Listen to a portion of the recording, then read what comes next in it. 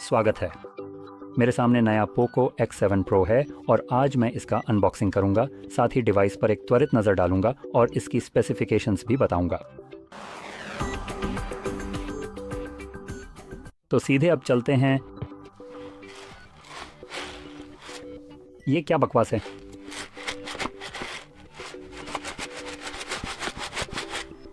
यहाँ ऐसा क्यों है कि ऐसा लग रहा है जैसे यहाँ कोई बीन बैग या कुछ ऐसा है। चलो सीधे मुद्दे पर आते हैं। वो बहुत ही अजीब आवाज़ थी। अब इस डिवाइस से शुरू करते हैं। तो ये रहा हमारे पास। ये अपेक्षाकृत छोटा डिवाइस है।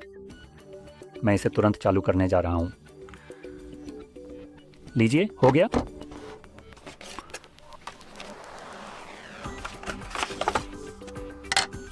ठीक है, तो नीचे हमें ये छोटी छोटी नमी सोखने वाली पैकेजेस मिलती हैं किसी वजह से, जो कि सामान्य है। अब यहाँ हमें एक चार्जिंग केबल मिलती है टाइप A से टाइप C और एक दिया गया केस भी।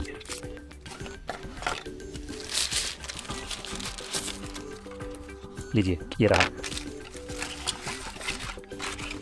मैं इसे वापस सावधानी से इसमें डालकर और फिर एक तरफ रख देता हूँ।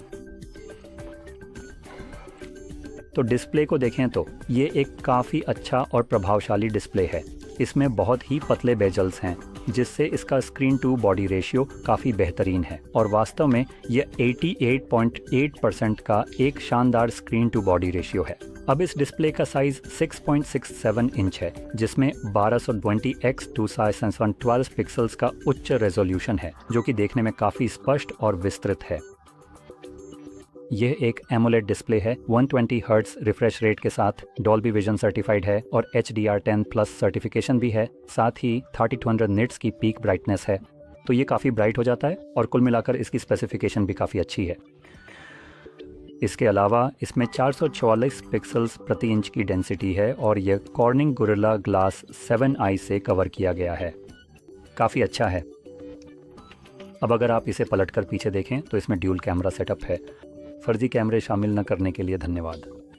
और यहाँ जो मुख्य सेंसर है वह 50 मेगापिक्सल का है, जिसमें f1.5 अपर्चर और 36 मिलीमीटर वाइड लेंस है। और फिर हमें एक 8 मेगापिक्सल का 2.2 अपर्चर और 15 मिलीमीटर अल्ट्रा वाइड लेंस मिलता है। इन कैमरों से आप 4K वीडियो 60 फ्रेम्स प्रति सेकंड पर रिकॉर्ड कर सकते हैं। 1080p में आपको 60 फ्रेम्स मिलते हैं। साथ ही स्लो मोशन में आप 960 फ्रेम्स प्रति सेकंड रिकॉर्ड कर सकते हैं। ये काफ़ी अच्छा है। और सामने की तरफ हमारे पास एक सेल्फी कैमरा है, वह होल पंच कैमरा, और वह 20 मेगापिक्सल का वाइड सेंसर है, जो शानदार 1080p वीडियो 30 फ्रेम्स प्रति सेकंड पर रिकॉर्ड करता है। शानदार है, खासकर जब पीछे वाले कैमरे 4K 60 फ्रेम्स पर रिकॉर्ड करते हैं। तो ये है कैमरा सेटअप। अब इंटरनल्स की बात करें तो हमारे पास एक अच्छी बैटरी साइज़ है, जबकि ये डिवाइस न तो मोटा है, न भारी है और न ही बल्कि। यह 6000 मिली एम्पियर ऑनवर की बैटरी है, जिसे 90 वॉट पर चार्ज किया जा सकता है।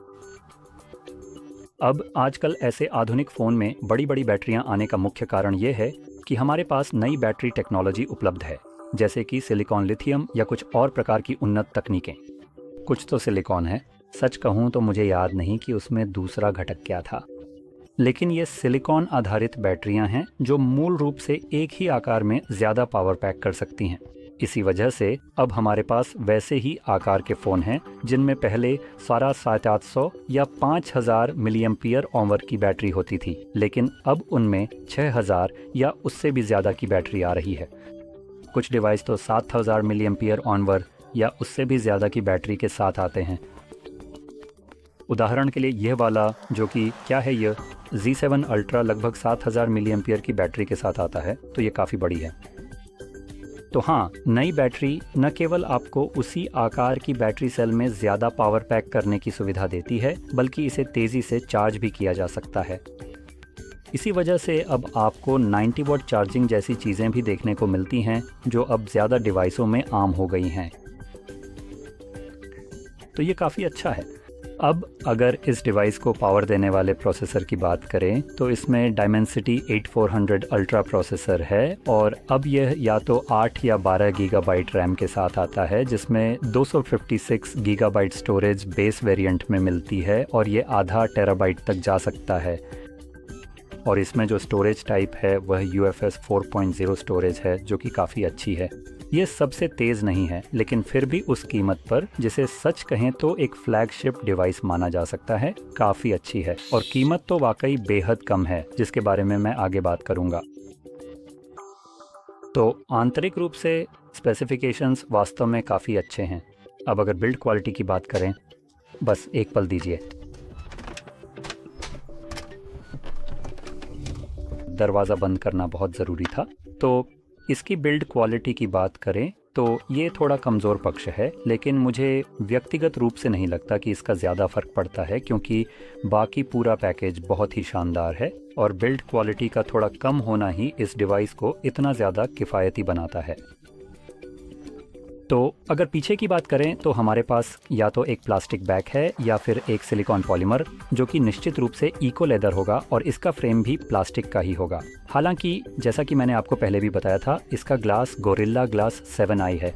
बिल्ड क्वालिटी के मामले में ये काफ़ी अच्छी है। जैसा कि मैंने कहा, प्लास्टिक फ्रेम एंड बैग के कारण ये थोड़ी कमज़ोर है, लेकिन इसके अलावा ये काफ़ी अच्छा है। अब एक और चीज़ जो मैंने नहीं बताई थी और जो दिखती भी नहीं है, वह है अंडर डिस्प्ले फिंगरप्रिंट सेंसर, जो काफ़ी अच्छा है। मुझे व्यक्तिगत रूप से ये पसंद है। बिल्कुल, ये शायद आपकी पसंद पर निर्भर करता है कि आप क्या पसंद करते हैं। कुछ लोग, मुझे पता है, साइड माउंटेड फिंगरप्रिंट सेंसर पसंद करते हैं जो पावर बटन के रूप में भी काम करता है। मैं खुद अंडर डिस्प्ले वाला पसंद करता हूँ और यही यहाँ दिया गया है। और हाँ, यही इस डिवाइस के बारे में लगभग सब कुछ है। अगर हम इसके किनारों की बात करें तो हमारे पास दाईं ओर पावर बटन और वॉल्यूम रॉकर मौजूद हैं, जो उपयोग में काफ़ी आसान हैं। ऊपर की तरफ हमारे पास स्पीकर हैं, मुझे लगता है ये स्पीकर हैं, कुछ माइक्रोफोन हैं और एक IR ब्लास्टर जैसा कुछ है, जिसे रिमोट कंट्रोल के रूप में इस्तेमाल किया जा सकता है, जैसे कि ऐसी यूनिट्स या टीवी बॉक्स जैसी चीज़ों को कंट्रोल करने के लिए। फिर बाईं ओर बिल्कुल कुछ भी नहीं है और नीचे की तरफ हमारे पास एक टाइप सी चार्जिंग पोर्ट, एक स्पीकर ग्रिल, एक माइक्रोफोन और एक सिम ट्रे है।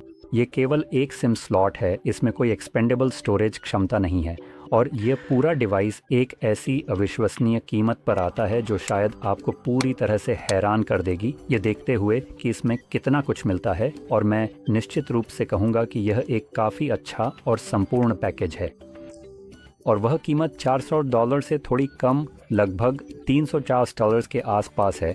ये इस बात पर निर्भर करता है कि कन्वर्जन रेट्स और अन्य संबंधित कारक क्या हैं। $350 में ये एक बिल्कुल ज़बरदस्त और शानदार फ़ोन है। ये मूल रूप से एक फ्लैगशिप ग्रेड का ही उत्पाद है। यहाँ का डिस्प्ले टॉप नॉच है, बैटरी साइज़ और चार्जिंग टॉप नॉच है, प्रोसेसर भी शानदार है, रैम और स्टोरेज मैं कहूँगा कि ये भी बेहतरीन है। ये मूल रूप से वे मानक हैं जो आपको ज़्यादातर डिवाइसेस में मिलते हैं, जिसमें 256 GB स्टोरेज और 8 GB रैम एक बेस एंट्री की तरह है और यही हमें यहाँ मिलता है। लेकिन जैसा कि मैंने कहा, आप इसे 12 GB रैम के साथ आधा टेराबाइट तक भी स्पेसिफाई कर सकते हैं, जो कि ज़रूरत से ज़्यादा है। और कैमरा की बात करें तो मैंने इन्हें अभी टेस्ट नहीं किया है, लेकिन कागज़ पर ये भी अच्छे लग रहे हैं। मेरा शायद यहाँ सबसे बड़ा डाउनग्रेड असली फ्लैगशिप की तुलना में, जिसकी कीमत लगभग 3 गुना ज़्यादा है, वह कैमरा ही होगा। यह सबसे अधिक संभावना है और मुझे इसे चेक करने की ज़रूरत नहीं है कि यह फ़ोटो की क्वालिटी के मामले में सैमसंग या आईफोन जैसी चीज़ों की तुलना में नहीं टिक पाएगा।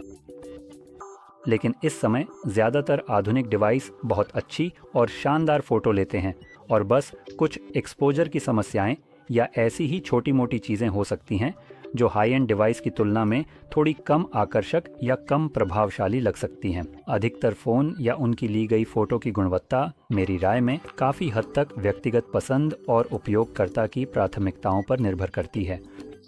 जैसा कि मैंने कहा, ये शायद उतनी शार्प नहीं होगी जितनी कि हाई एंड फ्लैगशिप डिवाइसों की प्रतियोगिता में होती है, लेकिन सामान्य फ़ोटो खींचने के लिए ये बिना किसी समस्या के आपका काम चला देगा।